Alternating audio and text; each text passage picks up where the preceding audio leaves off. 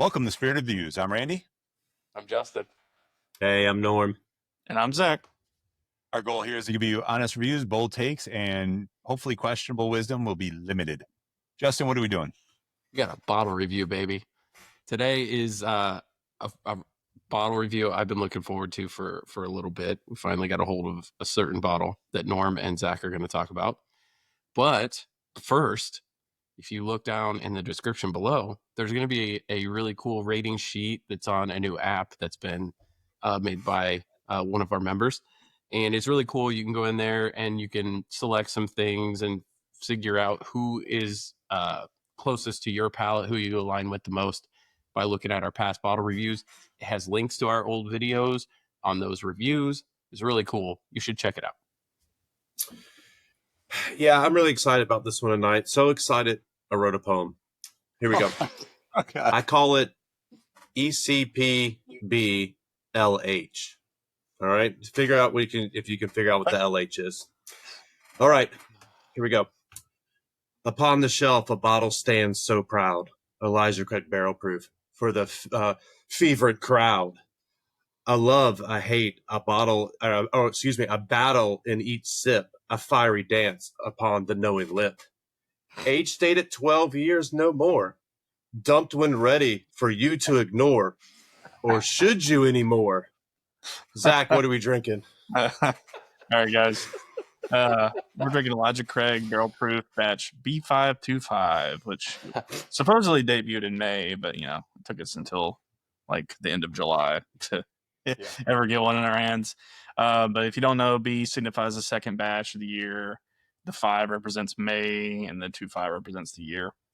This is the standard Elijah Craig mash bill: 78% corn, 12% malted barley, and 10% rye.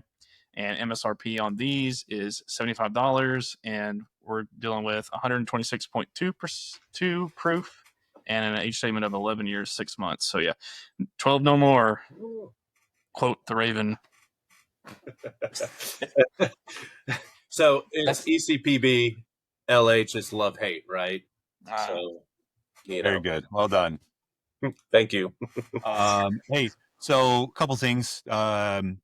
Like to thank Chase for helping us get this, because even though it's apparently been released forever, he's one of our fellow Discord members. It hasn't dropped anywhere by any of us. So luckily we had a member who was willing to give up one. So we were able to do a review.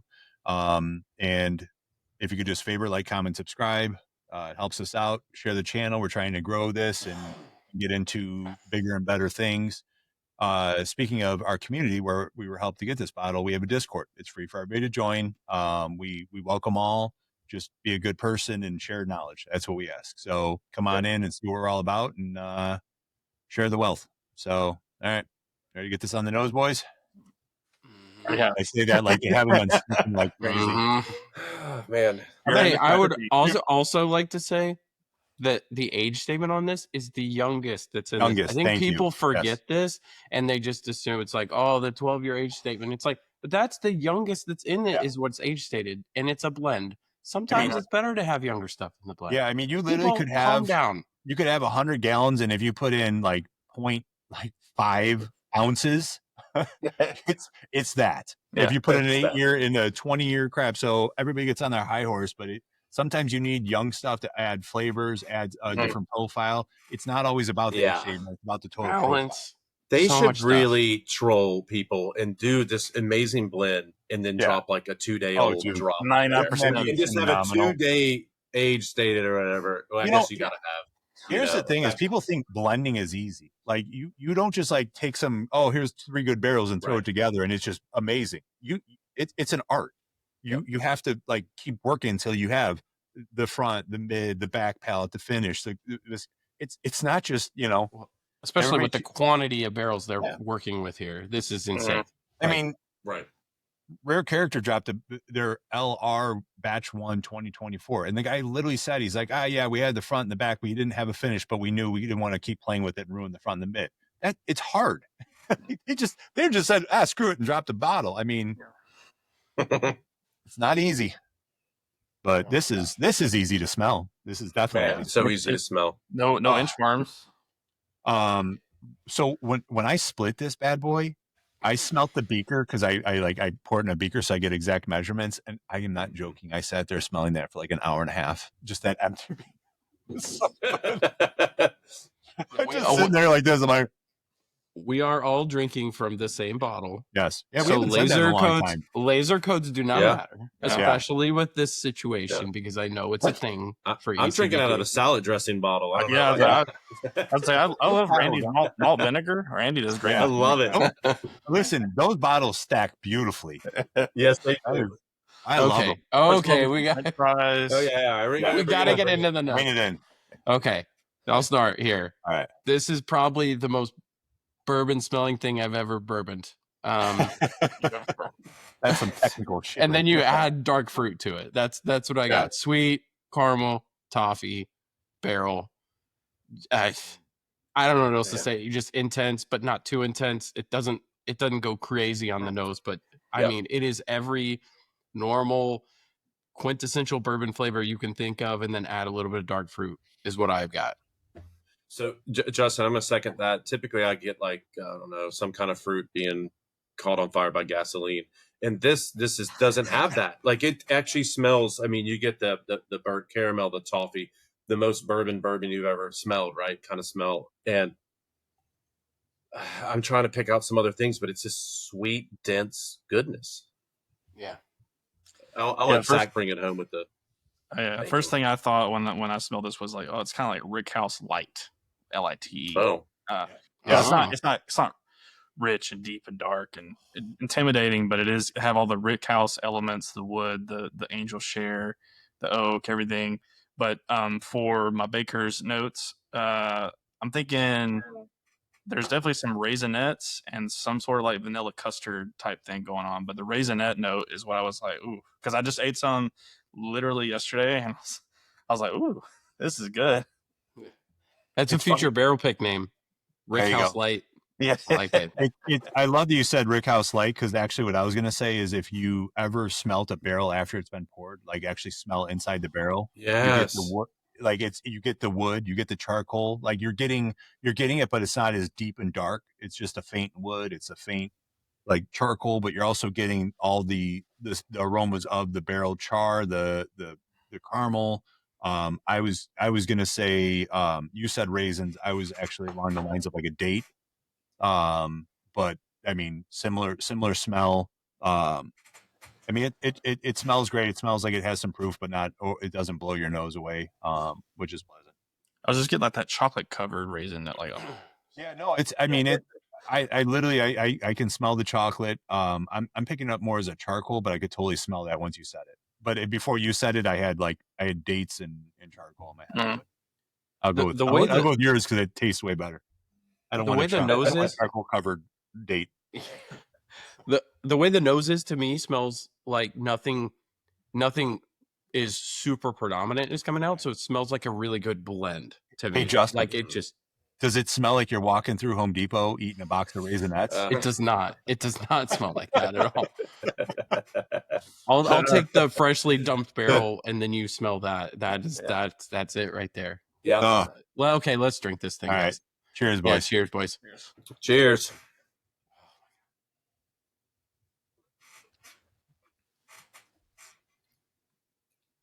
That does not suck. I get my doesn't suck shirt on. Yeah, that does not suck. I think one of us said, "I hope this isn't good." I said that. That was spoken. Oh, all right. No, I mean, how you've said this a couple times, like instantly my mouth was watering. Yes. It's instantly watering. Like it's just crazy. Not because it's like trying to suck the moisture out. It's just making me salivate. Yeah. Oh man. There's something on here. Sweet tea. Mm-mm. I don't get the sweet tea. I usually do, and that's a note I often get. I don't get it. I'm getting like a sweet tea with like a cherry and like an orange slice in it. It's like a strange combo. Yeah, I mean, I'm getting more of a effervescent. I'm getting like a cola note on it, like a dark, like a. I'm getting that tingling, the mouth tingling. I'm getting the effervescence of the, but I'm also getting that like dark, rich cherry cola note on it. the finish is great on it. Like I love it. I can feel it in the back of my throat. I can feel like it travels the whole mouth. I'm missing a little bit of the wrap of viscosity, like around the tongue, like that mid palate. I'm not getting that as much flavor wise. But it, I mean, it's you have it's a bourbon. You have your caramels, you have your brown sugar. I was actually hoping to get the chocolate covered raisin, that chocolate, and that it's not there at all. That didn't transfer. I was really looking forward to that. I'm getting I I was searching for the sweet tea because I actually love that tasting note. But I am getting the cherry, but it's not like a dark cherry. It's like a light maraschino cherry.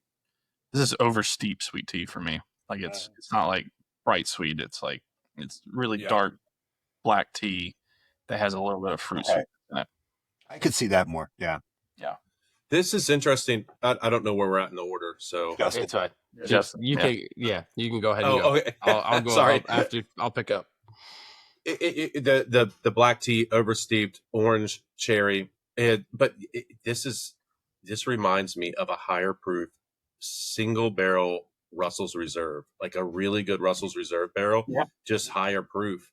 I don't know. I'm not getting the turkey funk, but I am getting that big orange and tea note that I typically get on Russell's. This is a pretty good bottle. Yeah. Justin, I'm sorry. It does to me. It comes across as a well balanced blend, missing a little bit of the mid palate. The flavors feel like they are just. There's nothing specifically sticking out. You know what I mean? Like it's just very cohesive and it moves across. The spice is good. Almost a bit too tannic on the back. It's borderline for me. I don't dislike it, but it's pretty tannic on the back. It's good. It's really good. Overall, I like this a lot. I have a question. Does anyone get like a floral like bite in the finish? Yeah. The effervescence turns into more of a floral bite a little bit. Yeah. Okay. Yeah, I can see that. It's the only critique I would have on this is that it comes in, it explodes, and it just stays there with the spice and stuff. I wish it had a little bit more peaks and valleys, like that middle palate where it's missing. I wish it had a little something happening. That would be my only critique on this. I just wish that there was something happening in the mid. I feel like the spice heat kicks all the way to the end, and then you get all these cool finishing flavors. Yeah, it's like when you drive a manual transmission car and you're on it, and you go to shift and you get the feel of it, right? I'm missing the shift in this, and I'm just like, there's no next gear, right? Yeah, absolutely, perfectly said. Yep. Is this? Would you guys say this is like off profile for ECBP? I mean, I hate that profile thing because I feel like every one I drink is always different. It's like this doesn't taste like a typical ECBP for me, though. I was just really going to reference that. Like that's a pet peeve of mine. Just like Stag, like they don't taste the same, and I don't. No, totally fair. ECBPs, and none of them are the same. They're all uniquely good.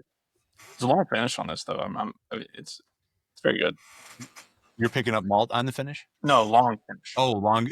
Yeah, that I agree with. The finish goes on for quite a while, and it changes. The longer it sits with me, it's just a tea note. Really, it just ends on a tea for me. But I like it. So, yep. All right. I'm gonna finish what I'm chasing with tips. So I'll go. I think this is really good. I think it's solid. I think at SRP again, without going on another soapbox like I did on the last one, I think that this is a solid bottle. You're not going to be disappointed if you have it. I think SRP is around 70, right? 75. Yeah, 75. I mean, we were fortunate enough to get a 125 for 55. I'm hoping this will be the same kind of thing. That's a great buy. Yep. At this price, for me, this is a 7. It's shelf worthy. It's solid. It's it offers some unique characteristics. I don't think it's like, oh, the return to greatness. I just think it's a solid bottle. I 100% agree. I don't think this is they're like, everybody's throwing up like, oh, the age statement it's almost C923 age statement. I think it's great for the price, just like it always is with ECBP. But I don't think this is like the second coming, as everybody Quad thinks by it is. 4. Yeah. No, No, I think it's solid. I don't necessarily know if I like it better than A125, to be completely I don't think I honest, do. but we'll find out later when we inevitably blind the set for the year. So far, to me, just going off memory, I think I like this as much as I like A125, to be honest. So I'm with you. I'm right at a 7 on this. So I wrote 6.9. So I'm tracking with you guys. In not looking at like shelf worthy or weeknight winner. It's a 6.9. I would say if you're just getting into this, and luckily I think some of this age statement stuff and drama around ECBB will put people off from it. And I think you'll be able to find this one, especially at that $75. And I think it's a grab. I think it's definitely a grab for you. This is an ECPB that I could take to a friend's house and they can enjoy and not be like, God, what you give me, kind of thing. So, and I think that's why, man, that's why I think, 6.9. Yeah, it's good. It's a good one. I think I did like it better than A125, but we'll put that to the test. Well, that's not what you gave A125.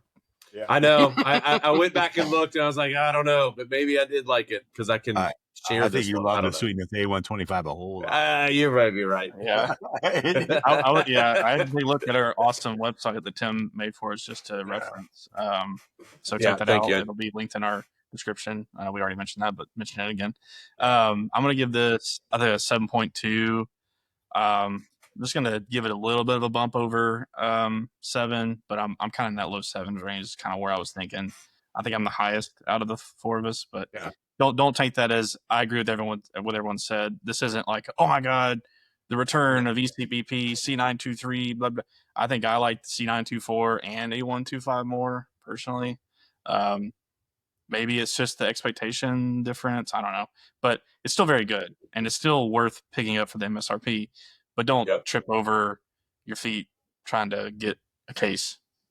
Yeah, I think that's the one thing I would add is that the reviews make people get FOMO and want to buy multiples of this. You do not need multiples of this. No. Just stick it in your EC. It has flaws just like every other one does, and it has some great characteristics, and you're not going to be disappointed when you drink it, hopefully.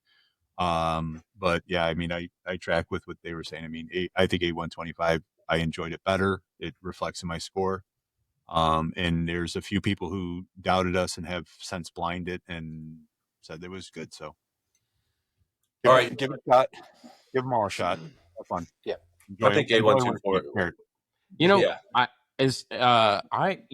see A125 sitting absolutely everywhere. Still. It's still sitting. I mean, I think it's going to get super discounted even more. I might just go pick up a few of them, to be completely honest. It's good enough for me to like. My Woodman still has a shelf of them for $55. They're going to start discounting them because everybody's afraid of it because they think that the date on it. Vinny's went down to 59 for a while. It was on sale, and then they went back up to like, I want to say it's like 69. Yeah. They saw our review. They were like, "Oh no." Yeah, I'm sure they saw our Definitely review. saw our review. Sure. It's just sitting because the age statement and the proof. People are like, "Oh, it's too young." I get that T in the back end. It's crazy. On the proof note, do you guys think this? I didn't really think it drunk 126. Coming off 100 proof. I don't think it drank this. I don't think it drank this, and I don't think it had. I don't think it drank the age that they stated on. That's what I'm saying. It's like it's so funny when people do that, and it's like, well, yeah, because we don't know. Elijah Craig would put the percentages like Bardstown does. Yeah. I mean, this could be all like 12-year and a few 11.6. It's where the other ones had probably, I felt like a little bit more. Like C924 had way more oak presence to me. Oh yeah, big time. This one just comes off a little too like tannic for what I prefer, like it on the back end. But this comes off. That's just. I love what Zach said about the overcooked tea because that's exactly what it is. It's the nose. Yeah, that's got tannins. Yeah. No, absolutely. But I'm saying like that overcooked, like, like having coffee that's been sitting on the pot too long. Mm-hmm. making a face for it. Give me this nose with A125 palate. Bring me those sweetened cigar wrappers back, and I'm like, yeah. I think. Right. Are we ready? We're ready, man. That was good. I think that was good. Good one. Okay, guys. Well, with that, stay spirited. We'll see you on the next one. Stay straight, Thanks, guys. I need to go back to 1825. It's funny because I mean, A125. I remember I had an empty glass when I was done, and C924, and I was like, I was done drinking this. Yeah. I don't want to drink it anymore. It just wasn't like, oh my god, I want more. Yeah. What do you know? I happen to have it right here. Oh, me too. What a coincidence.